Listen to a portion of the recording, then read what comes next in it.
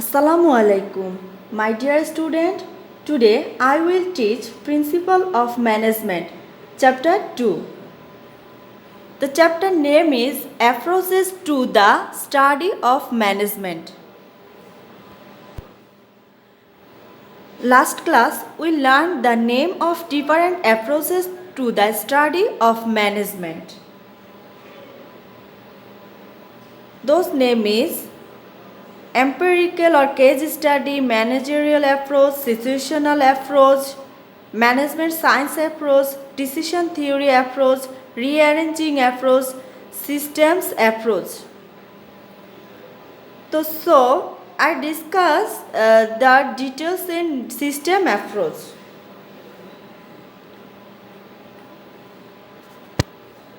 Today our question is, what is system approach? What is system approach? What are the implication of system approach? তো প্রথমে আমরা জানব যে system অ্যাপ্রোচটা কি। What do you mean by system approach? The word system comes from Greek word. যে system এই ওয়ার্ডটা Greek শব্দ থেকে এসেছে। That meaning to bring together or to combine, যেটার মানে হচ্ছে কি, সিস্টেম মানে হচ্ছে সংযুক্ত করা। হ্যাঁ, একটা ওয়ার্ক আরেকটা ওয়ার্কের সাথে কি করা, সংযুক্ত করা। A system is a set of interconnected and interrelated elements or component part to achieve certain goal. সিস্টেমটা হচ্ছে কি, একটা ইন্টারকানেক্টেড, যে একটা ওয়ার্ক আরেকটা ওয়ার্কের সাথে এটা কি করবে, কানেক্ট করবে, এবং ইন্টার রিলেটেড, একটা কাজের সাথে আরেকটা কাজের কি থাকবে, রিলেটেড থাকবে, মিল থাকবে, এবং এই কাজটা এমনভাবে যাবে যে এটার একটা নির্দিষ্ট গোল আছে, একটা লক্ষ্য আছে, সে লক্ষ্যে যাতে তারা পৌঁছাতে পারে। An organization as a system has 5 basic parts. একটা অর্গানাইজেশনের 5টা বেসিক সিস্টেমের বেসিক পার্ট আছে, যেমন number 1 input, process, output, feedback and environment. আমরা এখানে একটা চিত্র লক্ষ্য করো, দেখো প্রথমে দেওয়া আছে কি ইনপুট। ইনপুট থেকে কোথায় গিয়েছে, প্রসেসে, প্রসেস থেকে তারপর গিয়েছে আউটপুট। তো এটা আমরা যদি আরেকটু ডিটেলসে দেখি, তো লক্ষ্য করে এই যে এটাকে আবার ইনপুট আউটপুট মডেলও বলা হয়ে থাকে। তোমাদের কোশ্চেনটা এভাবে আসতে পারে যে ইনপুট আউটপুট মডেলটি শো করো, তো এভাবে আসলে অ্যান্সারটা এভাবে দিতে পারো। তো প্রথমে আসো, দেখো ইনপুটে কি আছে, যে একটা অর্গানাইজেশনে একটা গোল আছে, যে every system is goal oriented and it must have a purpose or object to be অ্যাট্রেন।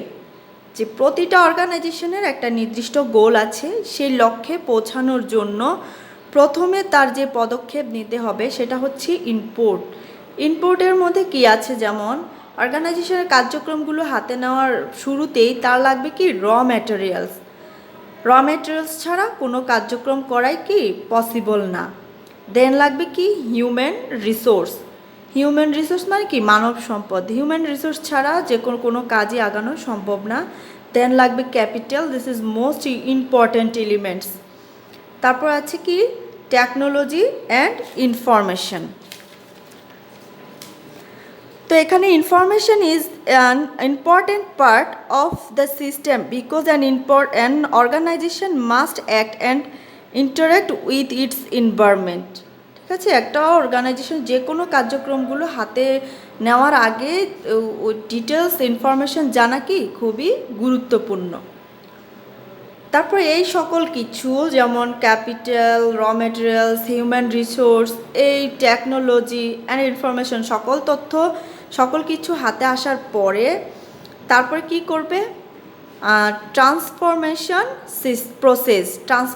Process যাবে, যেমন এমপ্লয়িজ ওয়ার্ক অ্যাক্টিভিটিস। এখানে কি আসবে, এমপ্লয়িজ ওয়ার্ক অ্যাক্টিভিটিস। দেখো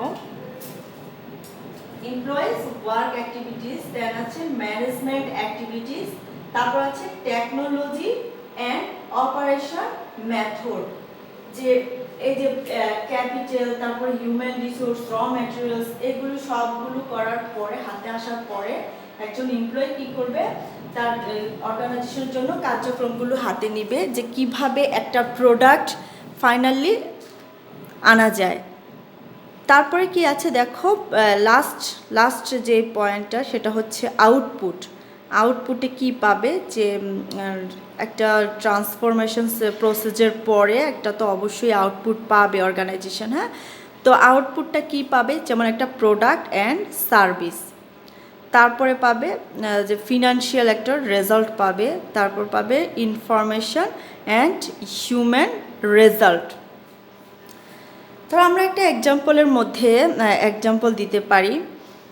ধরো তোমরা যে কোনো একটা কার্যক্রম হাতে নিবা, হাতে নেওয়ার পরে কি করবা, যে তোমার ওই কার্যক্রমের জন্য যে যা যা দরকার আছে, যে যেমন প্ল্যানিং দরকার। ধরো তুমি যে কোনো ছোটোখাটো একটা ব্যবসা করতে যাচ্ছ, তো এই জন্য তোমাকে কি করতে হবে, তোমাকে ওই ব্যবসার জন্য যা যা প্রয়োজন, যেমন ক্যাপিটাল প্রয়োজন, র ম্যাটেরিয়ালস প্রয়োজন, এগুলো সব কিছু তুমি হাতে নিবে, কালেক্ট করবে। ওই পদ্ধতিটা হচ্ছে ফার্স্ট স্টেপ, ওই স্টেপটাকে বলা হয় ইনপুট। তারপরে এখন তুমি ওই যে হিউম্যান রিসোর্স, ক্যাপিটাল, এগুলো নেওয়ার পরে এখন তুমি এগুলাকে কি করবা, এখন কি করা যায়, হয়তো তুমি যদি দোকান নাও, শোরুম নাও, ওইখানে তোমাকে কার্যক্রম করতে হবে, তোমার অ্যাডভার্টাইজ করতে হবে, প্রোডাক্টটা তৈরির জন্য যা যা করার প্রয়োজন সেগুলো করবা। করার পরে এখন তুমি ফাইনালি একটা রেজাল্ট এখন আশা করতেছো। ওই প্রসেসের পরে তুমি কি পাচ্ছ, একটা প্রোডাক্ট পাচ্ছ, অথবা একটা সার্ভিস পাচ্ছ, প্রোডাক্ট পাচ্ছ, তারপর একটা ফিনান্সিয়াল রেজাল্ট পাচ্ছ। ফিনান্সিয়াল রেজাল্ট কি, তুমি যখন প্রোডাক্টটা সেল করবা তখন তোমার অবশ্যই একটা ফিনান্সিয়াল কি রেজাল্ট তোমার আসবে। তারপর কিছু ইনফরমেশন পাবে। তারপর আমি আবারও বলছি যে information is an important part of system because an organization must act and interact with its environment. হ্যাঁ, তোমার ওই আশেপাশে ওয়েদার এনভায়রনমেন্টটা জানার জন্য কিন্তু ইনফরমেশনটা খুবই ইম্পর্টেন্ট। তারপরে আছে কি একটা হিউম্যান রেজাল্ট পাবে। তো এই গেল আমাদের ইনপুট আউটপুট মডেল, মানে ইনপুট, প্রসেস এবং আউটপুটের 3টা ধাপ। Okay my dear students, no more today, stay safe at home. Thank you very much.